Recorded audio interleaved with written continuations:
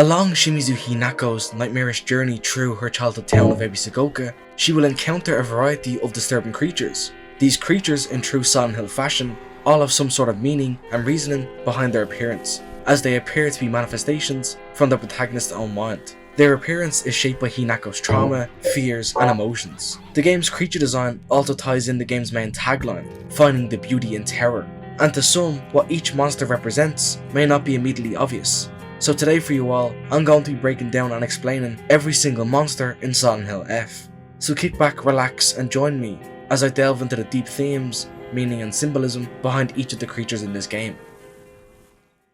The Kashimashi is the first enemy you will encounter during your playthrough of Silent Hill F, and I feel like it does a great job of setting up the overall tone of the game's enemy design, and sets up how the rest of the game's creatures will look. This creature appears to have the anatomy of a woman. Its body is mostly naked, and the only thing it wears is deep cuts and bloodstains. All along the creature's body you can see deep cuts, which appear to have been sewn shut. This monster has a very unsettling and aggressive demeanour, as it features a wide sinister grin for its expression and wields a large kitchen knife. It also has very unnatural looking jointed appendages. In Hinako's journal, she comments on the creature, stating, "I wonder if it wants to hurt me the same way that it was hurt." This is a direct tie into one of the game's main themes. Just like this game's cast of characters, this creature, the Kashimashi, is a product of its environment, and this specific comment, in my opinion, directly ties this creature to that theme. The Kashimashi could be related to a few characters in the story, Hinako, Rinko, or even Sakuko. In combat, the Kashimashi is fairly standard, but can be slightly aggressive, especially when it tries to grab Hinako.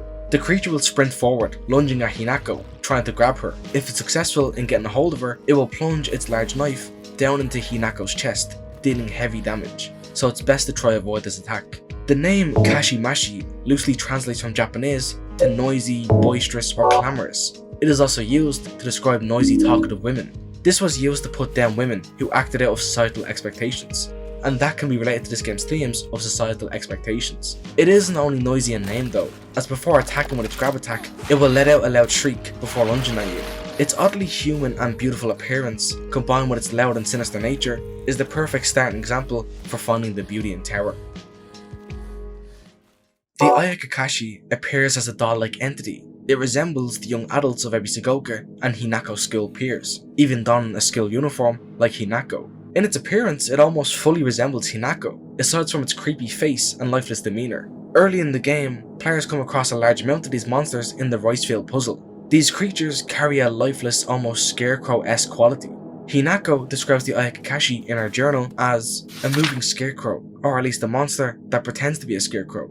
Near those same rice fields, a note can be found. This mysterious note recites a tale about the Ayakakashi and gives hints towards the scarecrow puzzle.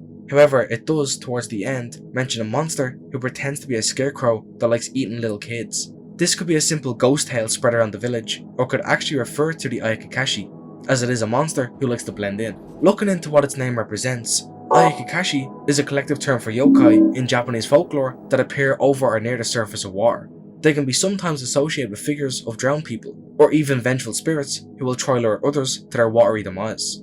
Throughout the Scarecrow puzzle, we can find pieces of an article that tell a story in which a child is drowned to death near the rice field.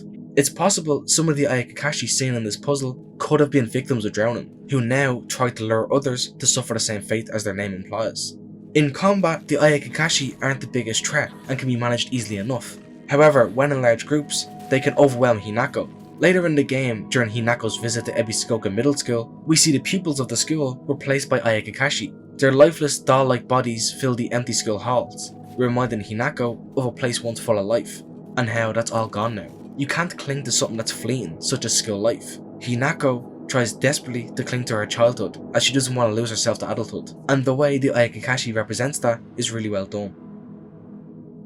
The Ara-abare is a large and imposing force. Its freakishly large body is completely covered in red spider lily flowers. Its right arm is replaced with a gigantic knife of sorts, and its left arm acts as a tendril to grab the player. Not only this, but its large mouth allows it to roar at Hinako, debilitating her for a short period. Hinako describes this monster as a creature of maniacal anger, and relates it to something worse than a wild animal. This theme of rage and anger is not only seen in its appearance and personality, but also its name. Looking at the name Ara-abare, this roughly translates to a wild, rampaging, violent creature. A possible story tie here is how there is a lot of emotions of pure rage and anger throughout this game's story. The Ara-abare could be a manifestation of this. In combat, the Ara-abare is a deadly and imposing force. As its description states, it deals heavy damage when using its knife arm, and it is very hard to stagger and has a lot of health. During Hinako's first confrontation with one, it's actually impossible to kill it, and players must temporarily defeat it in order to get a nearby key to progress. Here is a monster that truly represents depravity and disgust. The Irohihi is a creature that is violating to look at and to be attacked by. A monster with orange tendrils coming from its head, it moves on all fours and features a very long tongue and bloated stomach. It's perhaps one of Silent Hill F's most aggressive monsters in combat, and this creature is an absolute nuisance when fighting it, as it has a variety of quick attacks with little charge time or breaks in between. The way Hinako describes this monster is horrifying. She describes the Irohihi as a particularly suspicious monster. The greedily staring eyes, the greasy palms, the disgusting way it acts all chummy with me, all of it is completely repulsive. What's more, it never bothers with guys. Typical. If it wasn't already obvious enough what this creature represents, we can get a direct answer through the meaning of its name. Irohihi is a combination of two separate words. Hihi represents a baboon-like creature in Japanese folklore, which explains this monster's stance and movement style. But it can also be used as a derogatory term to describe someone as a dirty old man or a pervert. And Iro means to have a particular personality or appearance.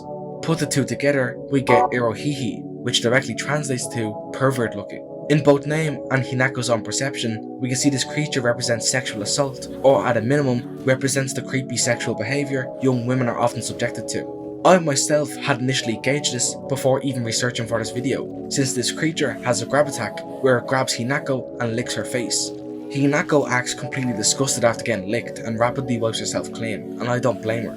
While not being a central theme of this game's plot, it's important that there is still some mention of this aspect of young women's life, as it is a very real thing, and Silent Hill F, rightfully so, represents it as disgusting as possible. The Corruptor is the most fitting name I can think of to describe this next creature. This monster is an amalgamation of multiple human faces on top of a standard human body, minus the arms. It attacks Hinako by vomiting bodily fluids everywhere, which then corrupts the environments and sprouts red spider lilies, which can grab a hold of Hinako, stopping her in her tracks. When facing this creature on its own, it's not much of a threat, but if encountered alongside other enemies, it can become a real problem. And that's down to its ability to grow red spider lily flowers that hold Hinako in place. How Hinako describes this monster reveals its true meaning and symbolism that's reflected in its design. She states that, "I'm not familiar with any of the faces, yet they seem to know me." It spouts repulsive things one after another, violating the peace and quiet of wherever it goes. The Corruptor, to me at least, represents societal pressures and how we judge others. Specifically the line that states Hinako doesn't recognize the creature's faces, but they seem to know her. To me, this seems like a clear reference to how we as people often judge each other without actually knowing each other. How society places certain stereotypes or ideas of a person on us before we actually meet. The Hatcher is a really disgusting and disturbing monster. In size, the Hatcher is rather huge. It appears as a large mound of flesh made up of many legs, multiple breasts, and it seems to pull some of its anatomy from two people. Its body is also covered in countless cysts and is described as foul-smelling. As its name would suggest, this creature spits out many cocoons that other enemies then hatch from. Hinako describes this creature as hideous and dreadful smelling, filthy, foul, and repulsive. The wonders of birth do not apply to this. I think specifically, this creature is meant to be a representation of childbirth and pregnancy.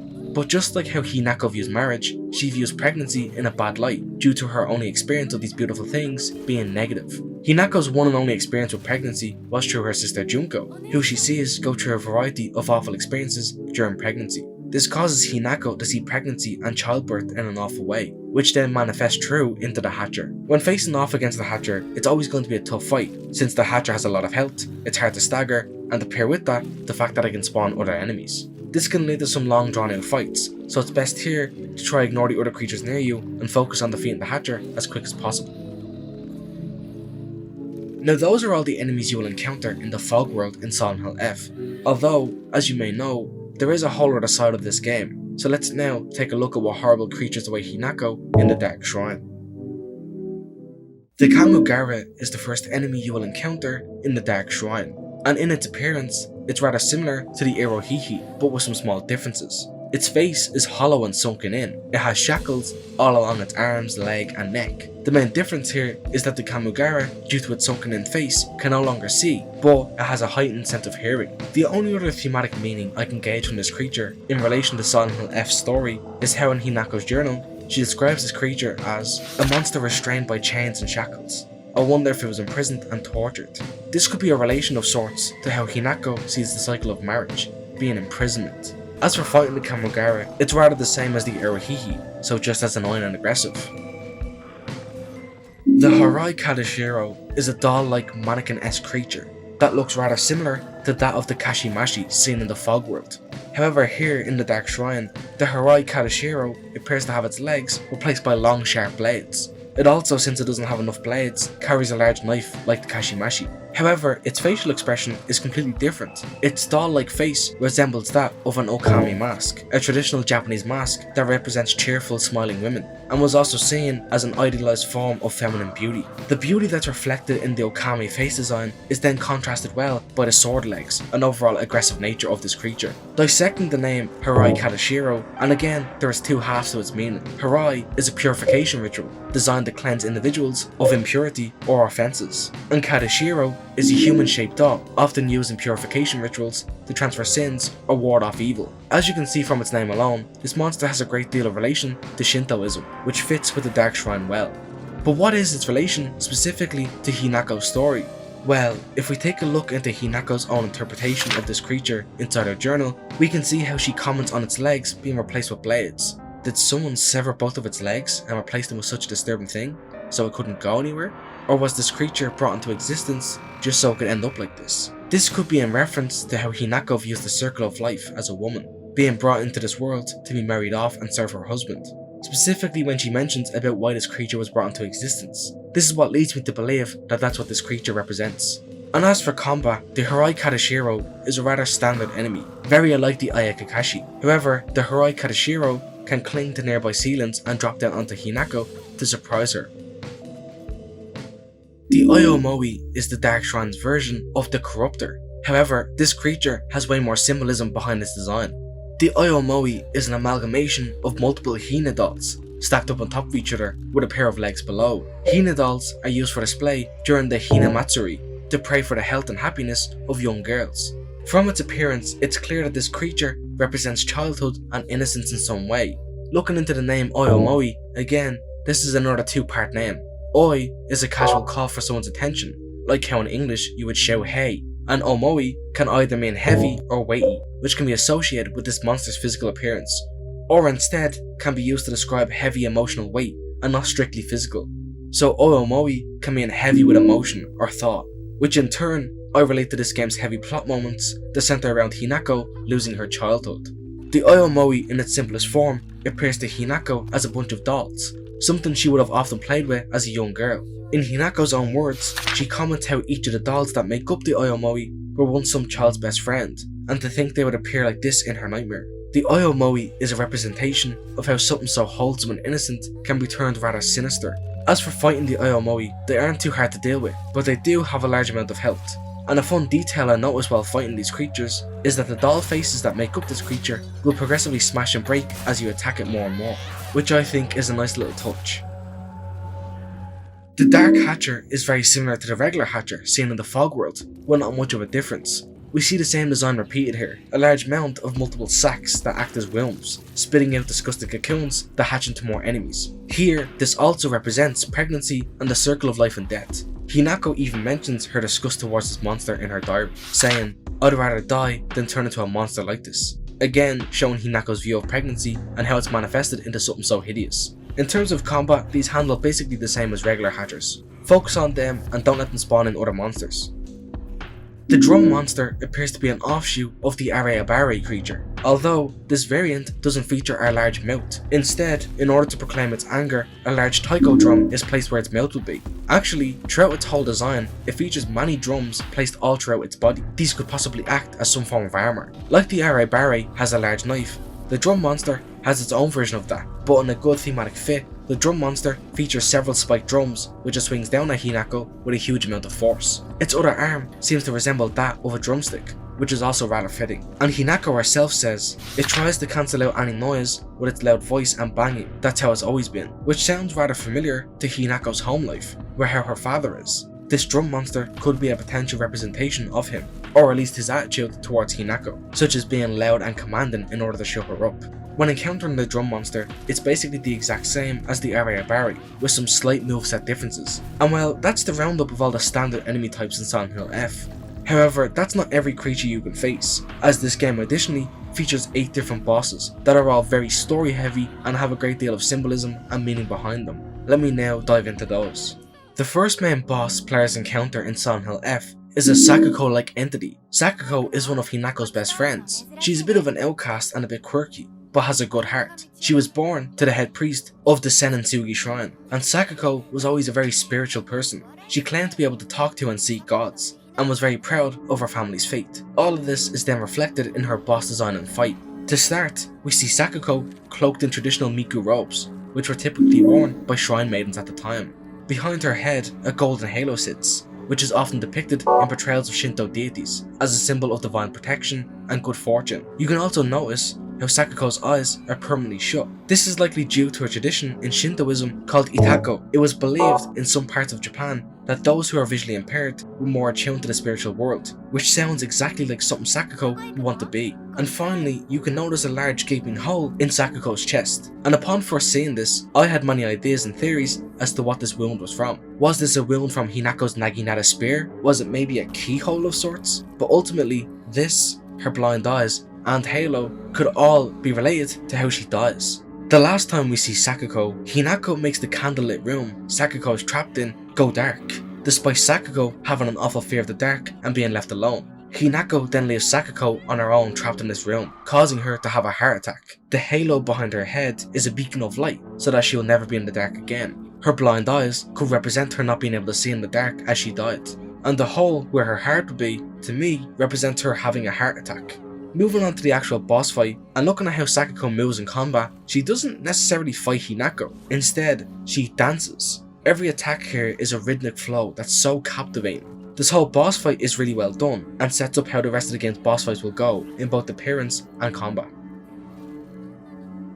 The next boss fight players encounter is another one of Hinako's friends, which manifests into a horrifying creature. Rinko is one of Hinako's friends, although their relationship can be rather tense. In short, Rinko has a fiery, jealous nature to her. She's jealous of how much attention Hinako gets from Shu. Rinko is also a product of her environment, much like Hinako is. Rinko tries extra hard to be girly and feminine, which is expected of her, which is why she can't get it through her head as to why Hinako receives so much more attention from Shu than she does. When we last see Rinko before this boss fight, Hinako kills her by dropping her into a pit of lava, a reference to her fiery nature perhaps. In her boss fight, she manifests into the form of a head priest, again keeping with Shintoism aesthetics. You can also see that Rinko has been consumed by fiery lava. I think that this is both the lava that Hinako drops her into, and also a manifestation of her fiery, jealous nature. I mean, initially, Rinko in this boss fight appears dripping in lava and fire.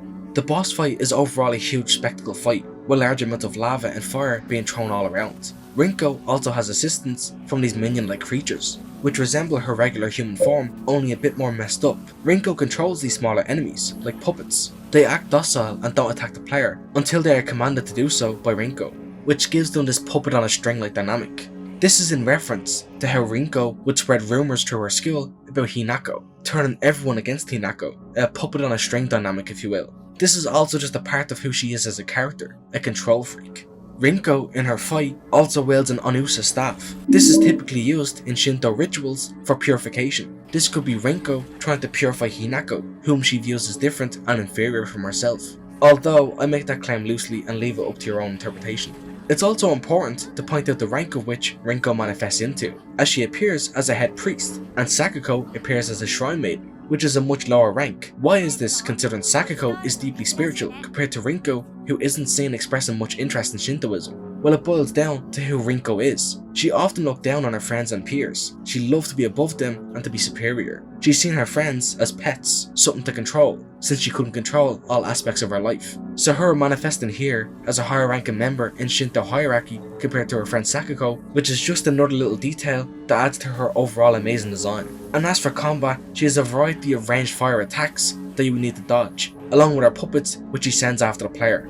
So make sure you keep your distance, keep an eye on those puppets, as well as watching for her AoE explosions.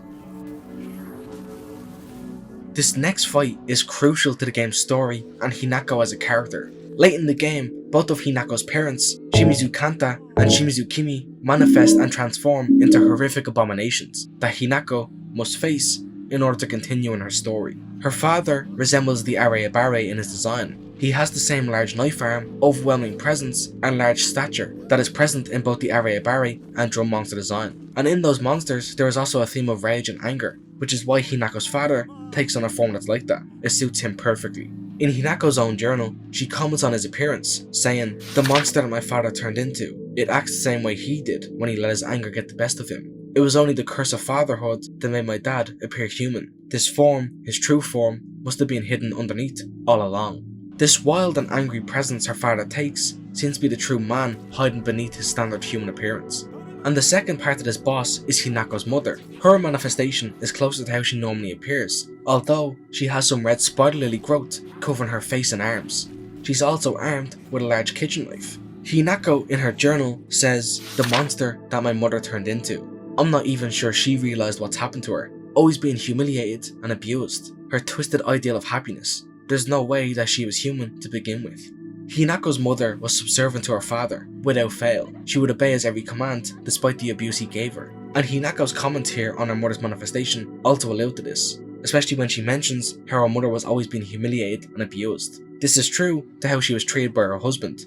The power dynamic here is not only present in both of the parents' design, with her father being large and overpowering, and her mother being her regular stature, but this is also seen in how you fight these monsters. Hinako's father fights like the Ara-abare, and her mother will occasionally attack with a barrage of knife slashes. But interestingly enough, if Hinako defeats her mother before her father, the boss fight continues, and eventually Hinako's mother will rejoin the fight. The only way to truly end this encounter is to go after Hinako's father, a very fitting motif that Hinako's father holds all the power here. From her household, in boss design, and even in combat design, he is in charge. Now we come to the most important creature of the entire game, and this creature is actually present throughout the whole story, and this will be the first final boss you encounter while playing Silent Hill F. The Shiromuku is essentially the side of Shimizu Hinako that she rejects, the side we play as in the Dark Shrine, and the side of her she's actively fighting back against. Standing at around 7 to 8 feet in height, the Shiromuku is clothed in a traditional white wedding kimono. It also features a large fox arm, along with its face being missing. It has no expression at all, it's just a bride. The Shiromuku is seen throughout the whole game. It's actually what killed Sakuko at the start of the game, along with chasing Hinako multiple times throughout the game. The folk monster that relentlessly chases Hinako is the Shiromuku. This creature is the manifestation of Hinako's other half. This is the side of her that wants to get married, wants to live the life she is expected to, and that's why Hinako fights it. She's fighting her destiny and the life she doesn't want to live. Its large fox arm is the same fox arm Hinako gets in the Dark Shrine area, and that's a symbol of changing oneself to better suit her husband, further playing in to the bride-like aesthetics. The Shiromuku, like I said, is also faceless. This is a representation of how Hinako would lose her very identity if she got married. She would go from being Shimizu Hinako to her husband's wife, and nothing more. Even in Hinako's journal, the conflict between herself and the Shiromuku is present here. She writes, "It looks down on me and denies my existence, but at the same time, it pities me, like it's better than me or something. Don't look down on me, you're no better." In combat, the Shiromuku has a wide variety of attacks and has a lot of health, since it's the final boss of the game for the first ending. In this fight specifically, players can die a few times and be revived, as Hinako is fighting for her own destiny and existence. It's best here to bring a lot of health items and learn this monster's moveset in order to best it. From the first creature of this game to the final one, the tagline, "Finding the beauty in terror," is still present throughout its creature design. This creature takes something so beautiful, such as a kimono and the very concept of marriage, but makes it horrifying and disgusting, which is exactly how Hinako views it. and that's a perfect manifestation to end the game on.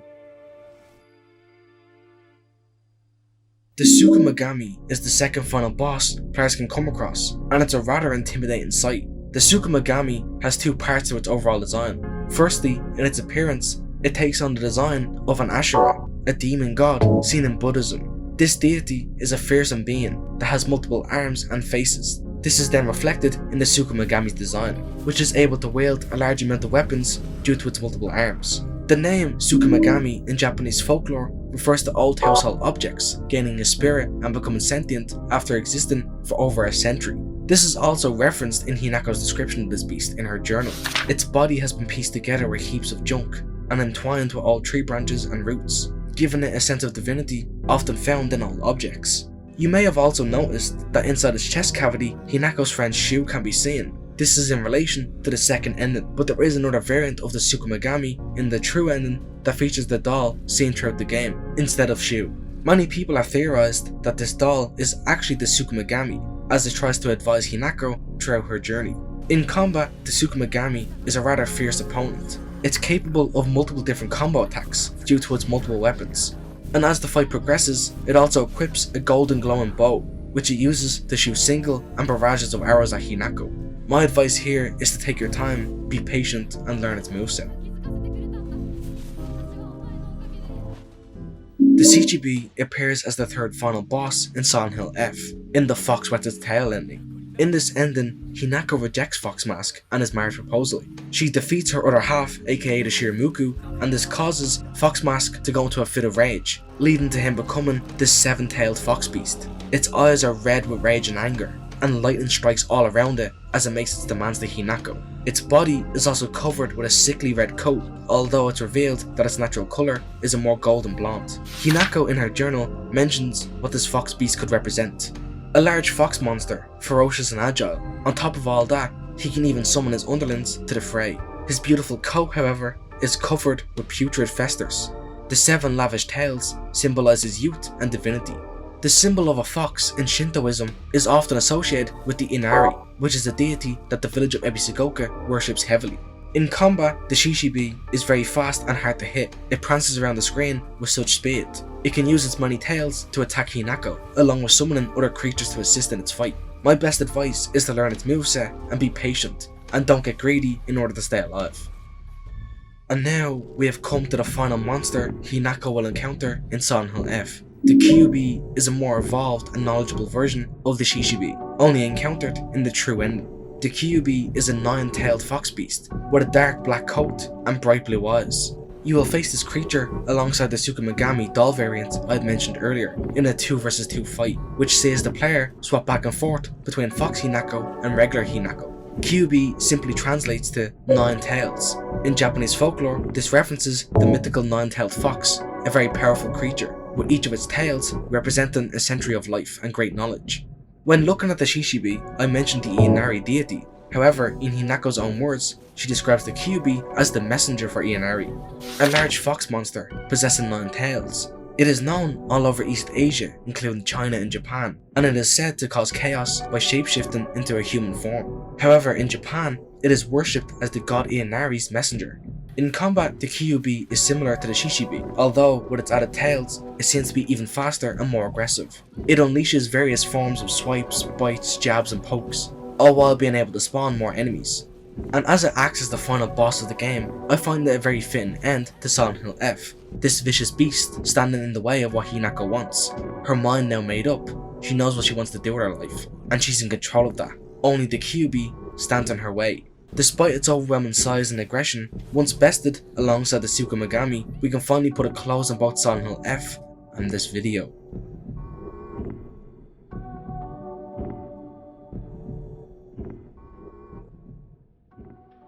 That was every single creature in Silent Hill F explained, from their appearance, themes and symbolism behind their design, as well as the dissection of their very name, along with my tips on how to deal with them in combat.